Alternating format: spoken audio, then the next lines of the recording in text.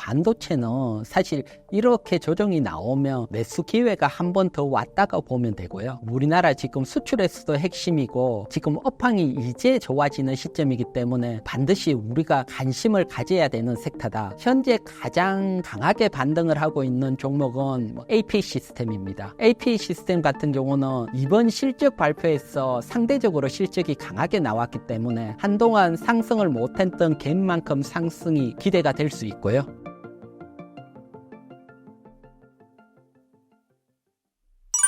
대표님, 반도체 관련 국내 주식이 최근 급등하다가 다시 하락세인데 어떻게 보고 계신가요? 사실 대세 상승으로 가다 보면 엔비디아도 그렇고 크게 움직일 때 차트 보면 크게 조정받는 경우들이 계속 나오면서 움직입니다.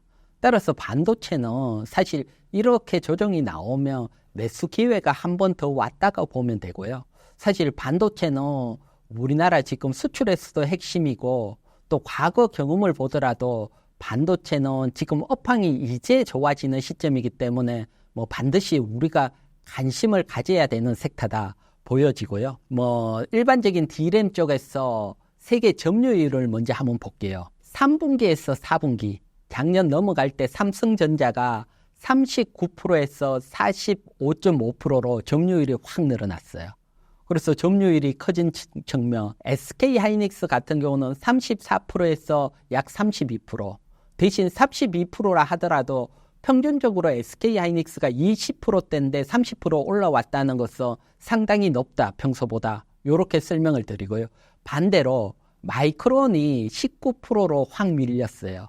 기존에 보면 사실 마이크론, SK하이닉스가 20대 중반으로 비슷하고 삼성전자가 40%대인데 마이크론이 밀리고 우리 업체 두 개가 확 올라왔다. 일반적인 D램에서도 시장 잘 가지고 있다. 이렇게 보여지고요. D램이 사실 이렇게 잘 우리나라가 시장 점유율이 높다. 이런 와중에 D램 가격 중에서도 사실 가장 골치 아프게 했던 낸디 프레시 가격을 보게 되면 작년 4분기부터 확연하게 확 올라오고 있습니다. 그래서 보면 작년 4분기 때도 13%에서 18% 가격이 상승을 했고요. 올해도 15%에서 20% 1분기 때도 증가할 걸로 보고 있고요. 그래서 이렇게 D램 시장 파이도 커졌고 또 D램 가격이 상승을 한다. 업황에서 이제 돌기 턴을 시작을 하니까요. 반도체 쪽에서는 계속해서 보면 영업이익이라든가 이런 것들이 계속 좋아질 수밖에 없는 구조로 간다. 이렇게 설명을 드리고요. 여기에다가 사실 HBM이 새로운 시장이 열렸죠. 이 시장 점유율도 한번 보도록 할게요. HBM 점유율을 보게 되면 일반적인 D램에서는 앞에서 삼성전자가 제일 점유율이 높았지만 지금 SK하이닉스가 좀 더 탄력적으로 움직이는 것은 역시 HBM 점유율입니다. 작년 기준으로 보면 SK하이닉스가 53%, 그리고 삼성전자가 38%, 마이크론이 9%입니다. 그러니까 사실 일반적인 D램 쪽에 보더라도 우리나라가 삼성전자나 SK하이닉스가 시장 점유율이 평소보다도 높아졌고 HBM 같은 경우는 거의 독점을 하고 있다. 이렇기 때문에 안 움직일 수가 없는 구조입니다. 여기에서 마이크론이 지금 D램 시장 점유율도 줄었고 HBM 시장 파이도 제일 약하지만 마이크론 주가를 보게 되면 여러분 삼성전자나 SK하이닉스보다 훨씬 크게 원래 상승을 했습니다.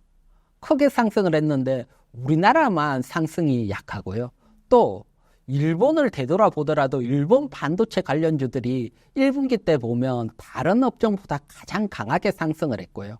그런데 반도체 강국인 우리나라만 안 움직였다. 이건 사실 좀 억울하잖아요. 이건 자금적인 수급적인 측면이 클 걸로 보입니다. 사실 외국 자금 입장에서 외국 시각에서 보면 당연히 가야 되는데 사실 수급적인 측면 앞에 1분기 때도 외국인들이 강하게 들어오면서 움직이듯이 결국 시장은 외국인 돈이 들어야 우리 시장이 상승을 하고요. 외국인들이 들어온다면 결국 삼성전자나 SK하이닉스가 움직일 수밖에 없는 구조고 그래서 이런 종목은 밀릴 때마다 포트의 일정 부분 채운다 생각을 하시고요. 차트를 하나 보도록 할게요. 제가 지금 준비한 차트는 D램 YOY입니다. D램 가격. D램 가격 YOY는 어떤 얘기냐고 하면 일반적인 D램 가격이 전년도보다 상승을 했느냐 낮아졌냐를 그래프로 나타내는 그래프고요. 보면 이 YOY 그래프를 자세히 보면 여러분 2년 하락, 2년 상승, 2년 하락, 2년 상승, 2년 하락, 2년 상승 아주 리뉴얼하게 움직이고 있고요.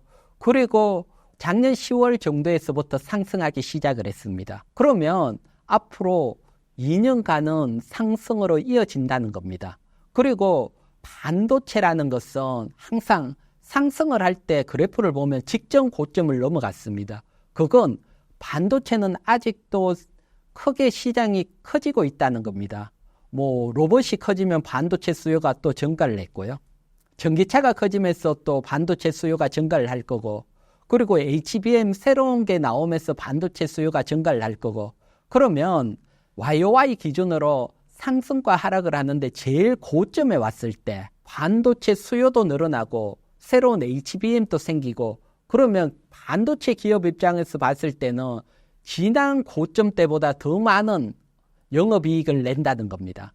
따라서 반도체는 계속해서 성장을 해가고 있고, 그 그래프에 따라 이제 반도체가 턴을 하고 2년간은 상승을 해간다는 겁니다.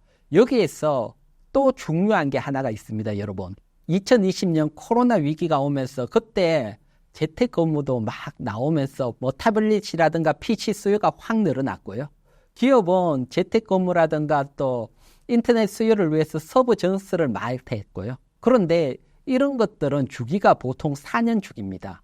다시 한번 업그레이드 되는 주기가 4년 이후부터 생기니까 이제 올해가 지나고 내년으로 가면 갈수록 또 투자가 일어나는 시점, 여기에다가 반도체 수요도 늘어나고 반도체 가격도 좋아진다.